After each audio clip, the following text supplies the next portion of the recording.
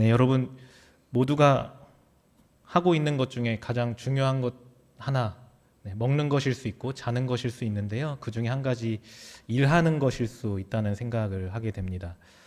여러분 혹시 일주일 중에 가장 힘드신 때가 언제세요? 가장 힘든 요일이 언제일까요? 가장 힘든 시간.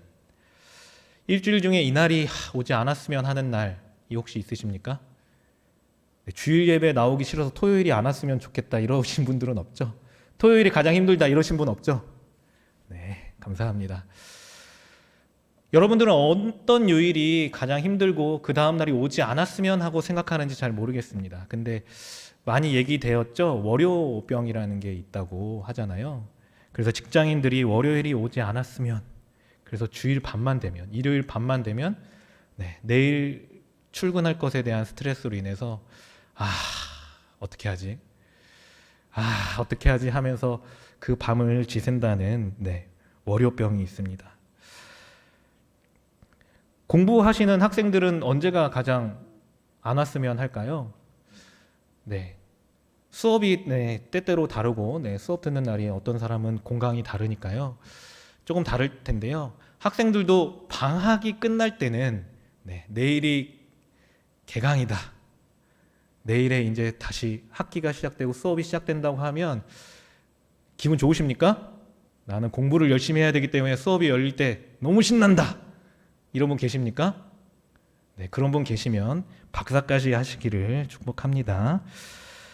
모두가 이렇게 자신이 하고 있는 일 가운데에 그 일을 다시 시작해야 되는 그 시간을 조금 꺼려하고 힘들어하는 게 대부분의 사람들의 모습이라는 것이죠.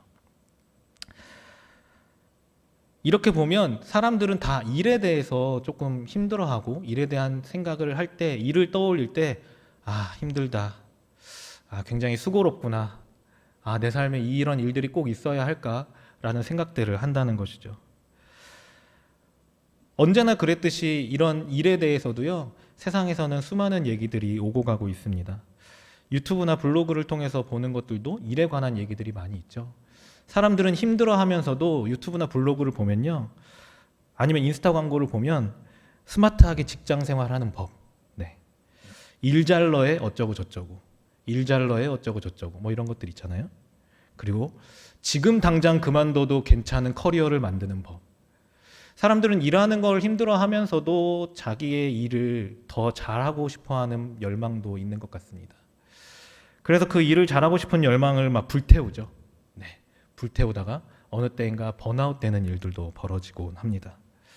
여러분들은 일을 하고 떠올릴 때, 여러분들이 하고 있는 일들을 떠올릴 때 어떤 느낌을 가지십니까?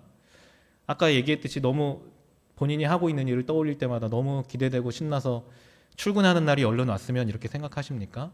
개강이 얼른 왔으면, 다시 공부를 열심히 할 수 있으면, 아니면 당장 출근해서 빨리 일을 할 수 있으면, 야근을 하면 좋겠다, 이렇게 생각하시는지 잘 모르겠습니다. 여러분 일에 대해서 긍정적으로 생각하십니까? 아니면 부정적인 느낌을 갖고 계십니까? 제가 서두에서 계속 얘기하고 있듯이 대부분의 사람들은 대부분 일에 대해서 조금은 부정적인 생각들을 가지고 접근하죠. 그런데 우리가 일이라고 얘기하니까 조금 괜찮아 보이는데요. 이 일이라는 단어를 조금 다른 말로 바꿔볼까요? 여러분 노동 하시면, 노동이라고 얘기하면 여러분 너무 기대되고 너무 신나고 가벼울 것 같습니까? 똑같은 거지만 노동이라고 한다면 조금 더 무겁고 힘든 것처럼 느껴진다는 것이죠. 고되고 힘들다, 이런 느낌을 받게 된다는 것이죠. 우리는 일을 생각할 때 이렇게 부정적이고 뭔가 나를 소모해야 되고 지치지만 해야만 하는 것들로 생각한다는 것이죠. 오늘 함께 읽은 본문도 그런 얘기들을 담고 있는 것 같습니다. 그래서 오늘 함께 읽은 본문을 통해서, 그리고 그 이야기들을 통해서 조금 일에 대해서 나눠보고 싶습니다.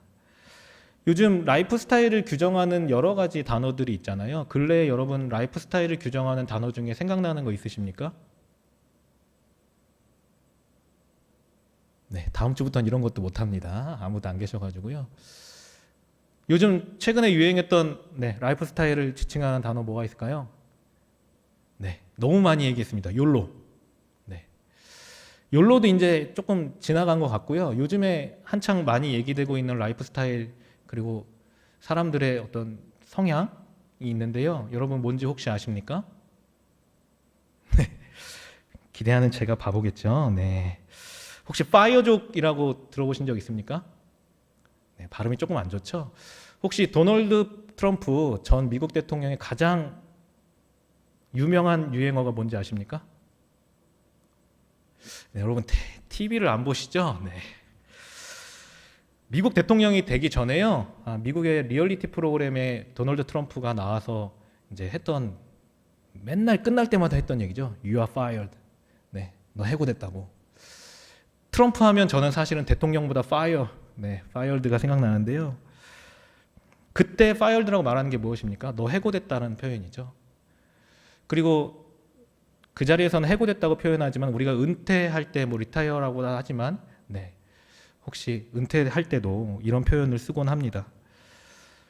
단순하게 말하면 빨리 은퇴하고자 하는 사람을 파이어족이라고 말할 수 있죠. 그런데 그 이면을 들여다보면요, 구체적으로는 경제적 자립을 빨리 이루고 자기가 지금 하고 있는 일에서는 은퇴해서 자기가 정말 원하는 일을 하고 싶어 하는 사람들. 그래서 지금의 고통, 지금의 고난은 조금 참는 사람들. 그래서 2잡을 하고 3잡을 하고 최대한 경제적 자립을 빨리 하고자 하는 사람들이죠. 무엇 때문에요? 자기가 하는 일을 하고 싶다라는 것 때문에요. 결국은 이 사람들도 지금 하고 있는 일이 나한테는 굉장히 수고롭고 굉장히 기분 좋은 일은 아니라는 걸 담고 있습니다. 그들이 하고 있는 일은 자기가 원해서 하고 기뻐서 하는 일이 아니라는 것이죠. 사람들이 생각할 때 일이라는 건요, 현재 지금 살아가고 있는 하루에 가장 많은 시간을 보내는 것입니다. 노동하는데 본인이 하고 있는 일, 여러분은 공부일 수 있고 여러분 직장에서의 시간일 수 있습니다. 가장 오래 보내는 시간이죠.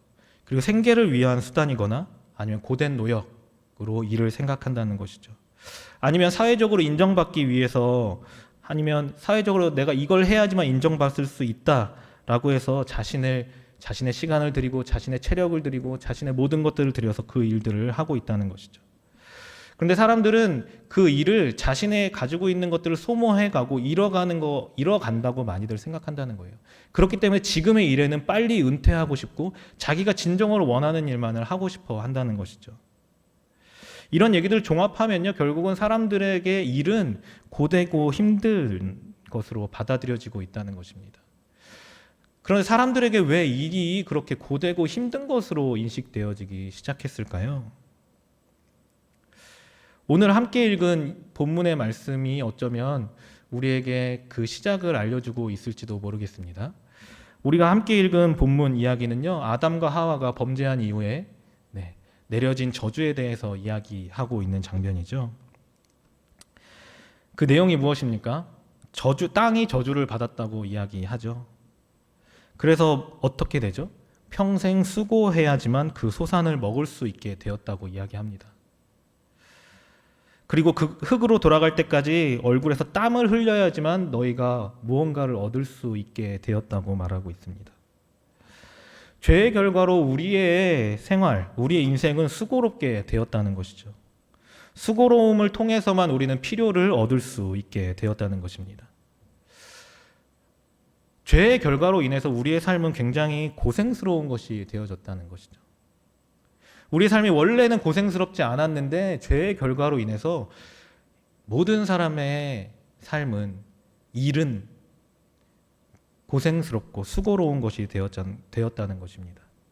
그리고 그 일을 하기 위해서 에너지를 소진시키고 자신의 힘을 빼야지만 무언가를 얻을 수 있게 되었다는 것입니다. 우리는 이 일을 통해서 우리의 삶이 고난 속에 있다, 수고로움이 우리 안에 들어왔다, 이런 얘기들을 하지만요, 우리의 삶에 일이 어려운 것이 되었다, 피하고 싶은 것이 되었다, 수고로운 것이 되었다, 이것이 굉장히 제일 중요한 문제일까요? 오늘 이 이야기 중에서 일에 대해서 우리가 이야기할 때 이것이 가장 큰 문제일까요? 사실은 더 큰 문제가 있다는 것입니다. 일의 문제를 이야기할 때 수고롭게 이걸 해야 된다는 게 문제가 아니고요. 사실은 하나님과의 관계가 단절되어지고 소외되어졌다는 것입니다. 우리가 일을 하는 가운데에도 그 소외와 단절이 이어지고 있다는 게 가장 큰 문제라는 것이죠. 사실은 이 수고롭게 일을 해서 땅에서 소산을 얻게 된 이유가 무엇입니까? 에덴 동산에서 쫓겨나게 되었기 때문이죠. 에덴 동산에 있을 동안에는 사람들이 어떻게 자신들의 필요를 얻었습니까? 그냥 그곳에 있는 것으로 공급을 받았죠. 그곳에서 공급받던 생명을 더 이상 공급받을 수 없게 되었다는 것입니다.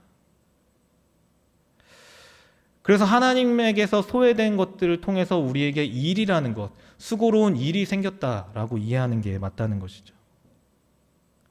그런데 하나님으로부터 소외돼서 우리가 일을 한다는 거 괜찮죠. 그것만으로는 괜찮을 수 있습니다. 그런데요, 하나님으로부터 소외된 이 일의 영역은요, 우리의 삶이 계속되어지는 동안에 이어지게 됐다는 것입니다. 이 소외가요, 하나님과의 단절로만 끝나는 것이 아니고요, 하나님과의 단절 이후에 우리의 일을 통해서는 무엇인가 계속해서 소외되어지고 무엇인가 잊혀지게 되었다는 것입니다. 우리가 오늘 본문을 통해서 먼저 볼 수 있는 것은 무엇입니까? 자연과의 관계에서도 소외되게 되죠.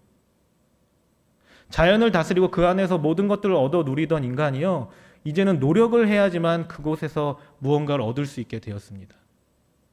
자연과도 단절되어지고 자연 안에서 소외되어졌다는 것이죠.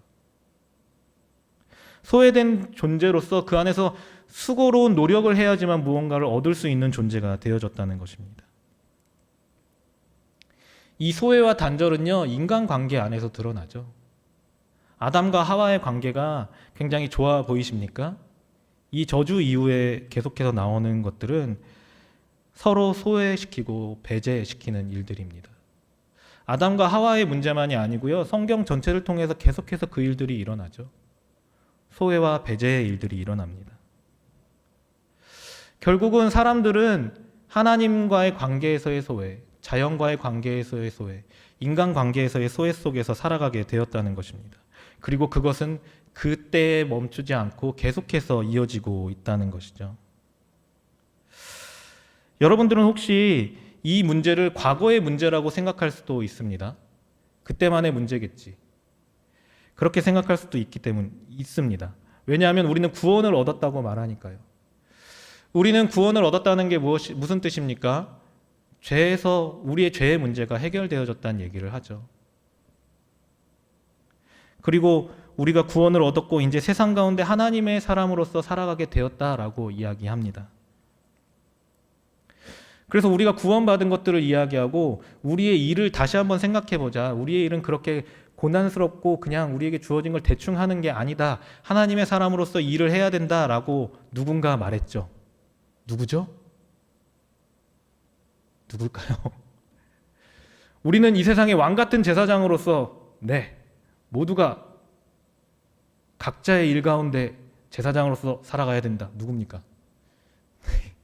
루터가 직업 소명론이라는 걸 이야기하죠. 우리가 하나님으로부터 부르심을 받았고 그 부르심을 받은 그 자리에서 다른 이들을 위해서 살아갈 때 하나님께서 우리를 제사장으로 삼으신다. 그렇기 때문에 우리는 하나님의 부르심에 따라서 우리에게 맡겨진 일들을 소명에 따라 최선을 다해서 살아가야 한다라고 이야기하죠. 이것을 지금 방금도 얘기했지만 직업 소명론이라고 이야기합니다. 여러분, 이 직업 소명론을 듣고 나면 여러분 막 힘이 나십니까? 루터가 종교개혁을 일으키고 우리에게 구원이 있고 우리가 믿음을 통해서 구원을 얻었다라고 얘기하면서 우리의 일도 이제는 달라졌다라고 말하는 이 이야기가 여러분에게 와 닿으십니까? 이 직업 소명론을 통해서 여러분들의 일이 해방되어졌고 여러분들의 일이 너무 기쁜 것이 되었습니까? 네, 감사합니다. 네, 격하게 아니요 해주셔서 감사합니다. 굉장히 좋은 말일 수 있는데요, 이것이 우리에게 더 어려운 마음을 갖게 하고 우리를 더 힘들게 할 수 있다는 것입니다. 이것이 어쩌면 더 우리를 소외시키고 한 사람을 자신의 삶에서까지 소외시킬 수 있다라는 것이죠. 굉장히 좋은 말임에도 불구하고 지금 그것보다 선행해서 알아야 하는 것을 알지 못한다면 우리에게는 이것은 짐이 될 수 있다는 것입니다. 여러분, 소명이라는 것, 소명을 주시는 분이 누구십니까? 우리가 부르심을 받았다, 콜링을 받았다, 누구에게 콜링 받았다고 얘기하죠? 여러분, 제가 여러분에게 무언가를 시킨다고 했을 때 여러분 소명이라고 부르시겠습니까? 네. 누가 불러서 이걸 해라 말해야지만 소명이 될까요? 네, 우리가 믿는 하나님입니다. 하나님이 불러서 우리에게 이것을 했으면 좋겠다라고 말하는 것, 그것을 소명이라고 이야기할 수 있겠죠. 그래서 우리에게 소명을 주시는 분은 단 한 분이십니다. 그래서 그 한 분 하나님이 우리에게 주시는 소명이라는 건 굉장히 중요하죠. 그래서 이 소명을 쉽게 바꿀 수도 없습니다. 여러분, 나는 소명을 받았어 하고 쉽게 무언가 다른 일을 한다는 거 소명을 받았다라고 생각하실 수 있겠습니까? 여러분, 하나님으로부터 소명을 받았다고 말하고 시작한 일을 그렇게 쉽게 그만두실 수 있겠습니까? 아니죠. 이 얘기는요, 소명을 받았다라고 시작한 그 일을 시작하면 다른 직업을 선택하기 어렵다는 것입니다. 그 일 가운데 여러분의 에너지가 소진되어지고 여러분들이 무엇을 하고 있는지 모르고 어느 하나 그 기계 같은 것 안에서 뭔가 시스템 안에서 굴러가고 나는 여기서 소진돼서 죽을 것 같아도 내가 소명을 받아서 그 자리로 갔다고 생각한다면 여러분, 그곳에서 발을 옮기기 쉽지 않다는 것이죠. 소명을 받았고 그 일을 하는 건 굉장히 중요한 일이지만 그것이 우리를 옥죄는 것이 될 수 있다는 것입니다. 그리고 이걸 통해서는 소외의 문제를 해결할 수 없다는 것이죠. 부르심을 따라왔다고 생각한 그 자리에서 자신이 어려움을 느낀다면 소명에 따라서 최선을 다하지 못하는 내가 죄인이 되는 것 같은 느낌을 받는다는 것입니다.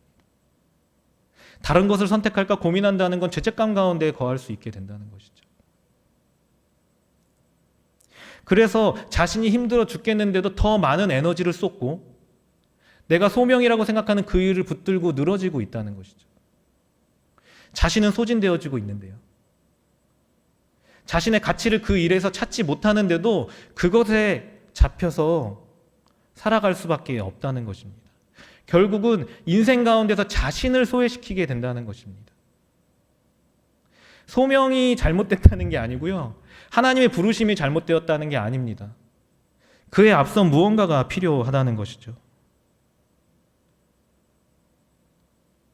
그리고 이렇게 살아가는 삶 가운데에요, 수많은 문제들이 발생하죠. 여러분들 지금 하고 있는 일에 여러분들 소명을 받아서 하고 계십니까? 정직하게 대답해. 속으로, 네, 내면으로 대답하십시오. 여러분들이 지금 하고 있는 일 가운데 여러분 정말 소명을 받아서 그 일을 하고 계십니까? 많은 젊은이들이요, 이게 소명을 받았는지 안 받았는지 모르는 상황 가운데 자신의 일을 선택하고 살아갑니다. 그리고 나의 소명이 무엇인가 계속해서 묻죠. 찾을 수도 있고 못 찾을 수도 있습니다. 아직 못 찾은 분들도 있을 수 있죠. 여러분, 소명을 듣지 못하고 여러분들 그 일을 하고 있다면 이 직업 소명론에 따르면 여러분은 어떤 상황에 있는 것입니까? 헛수고하는 것 아닙니까? 하나님의 일을, 세상을 위해서, 다른 일을 위해서 하나님의 부르심에 따라서 일하지 못하고 있는 것이죠. 하나님의 부르심 가운데 일하는 사람에서 배제됩니다. 아니, 지금 일을 하고 있지 않은 사람은 어떻게 됩니까? 소명을 찾지 못하고 아직까지 자신의 소명을 찾아가면서 일을 찾고 있는 사람은 어떻게 됩니까? 하나님이 말씀하시는 일 가운데 일하는 사람 가운데 그 사람은 제외되는 것입니까? 그리고 그 부르심을 받았다는 그 자리 안에서 자신의 에너지가 소모되고 있음에도 불구하고 부르심을 받은 것 안에서 자신이 최선을 다해야 함을 생각하며 그냥 자신을 내어주고 있는 사람들이 많이 있다는 것입니다. 수많은 목회자들이 하나님의 부르심을 입었다고 말하고 일을 시작하고 이 일을 한다고 생각하고 나아가지만요, 자신이 소진되어지고 있고 그 소명도 진짜인지 아닌지도 잘 모르는 상황 가운데 시작한 일 계속하고 있다는 것입니다.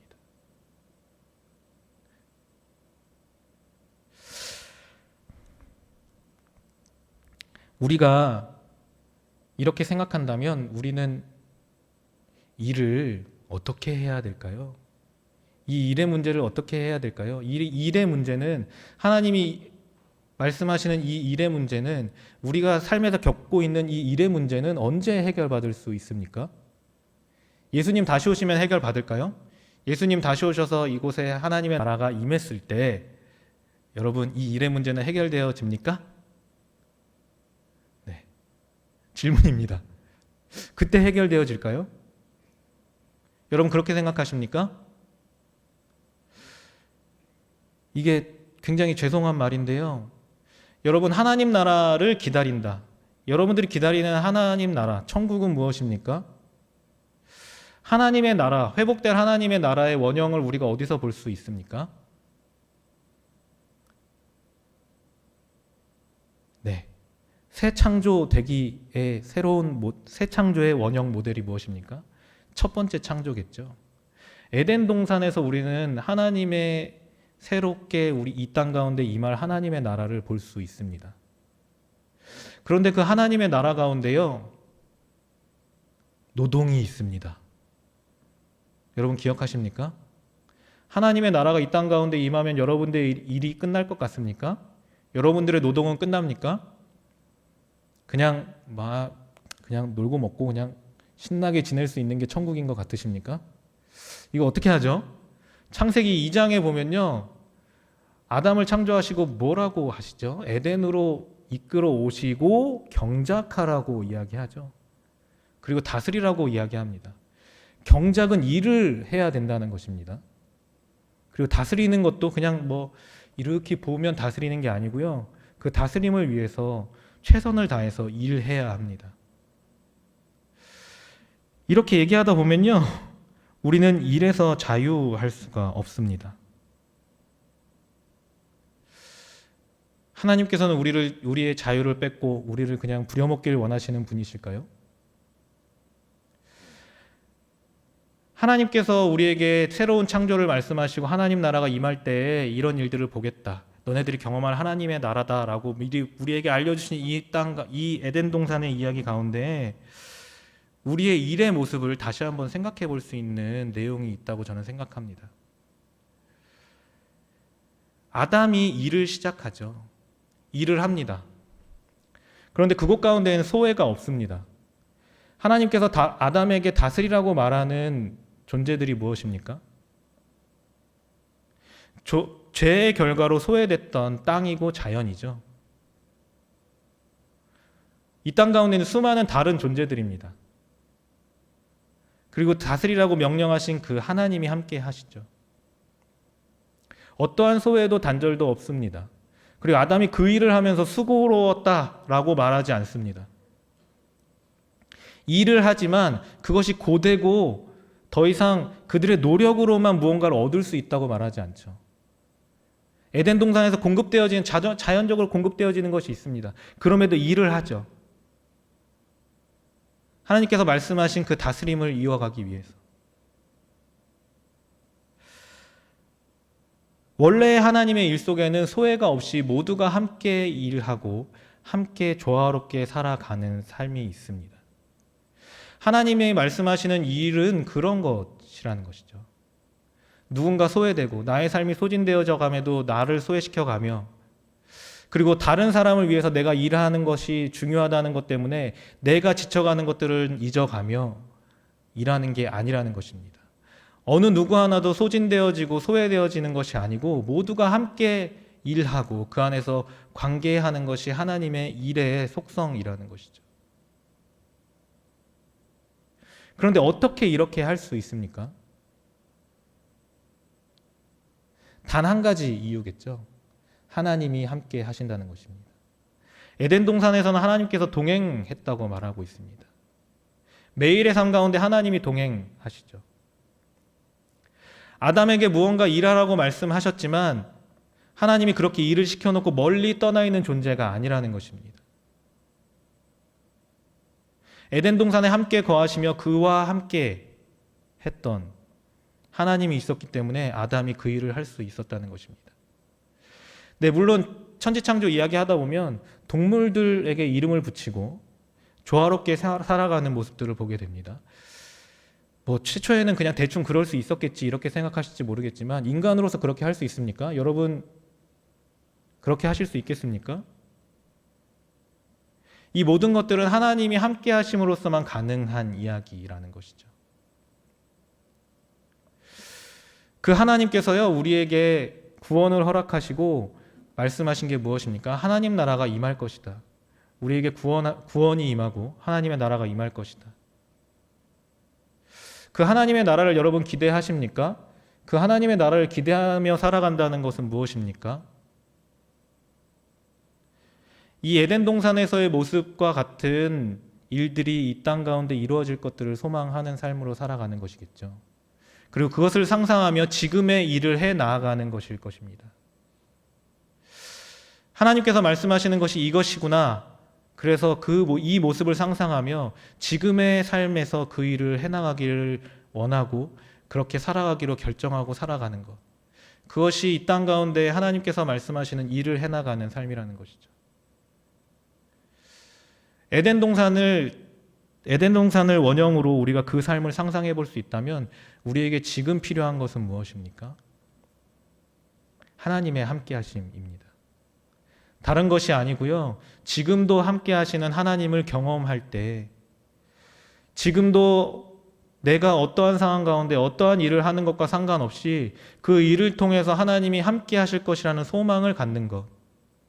내가 지금 이 일을 하는 것 가운데 나의 힘을 다 쏟아서 소진시켜가며 일을 하는 것이 아니라 하나님께서 부어주시는 능력과 힘으로 일할 때에 이런 일들을 우리가 보겠다라고 상상하며 기대하며 살아가는 삶. 그것들을 통해서 우리의 일은 변화된다는 것이죠.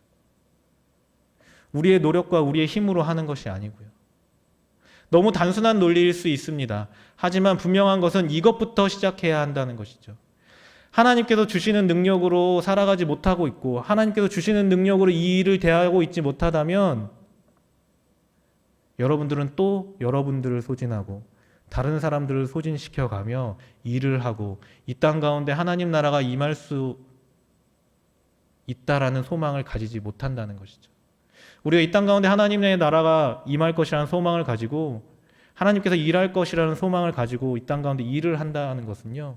지금 우리가 먼저 영혼을 맛보기 위해서 에덴 동산에서 함께 하셨던 하나님께서 우리를 구원하시고 지금도 성령으로 함께 하신다는 것을 믿어야 한다는 것입니다. 그렇게 할 때에만 우리가 우리의 고된 일 가운데 우리의 삶을 구원하고 다른 이들의 고된 삶을 하나님께로 인도할 수 있다는 것입니다.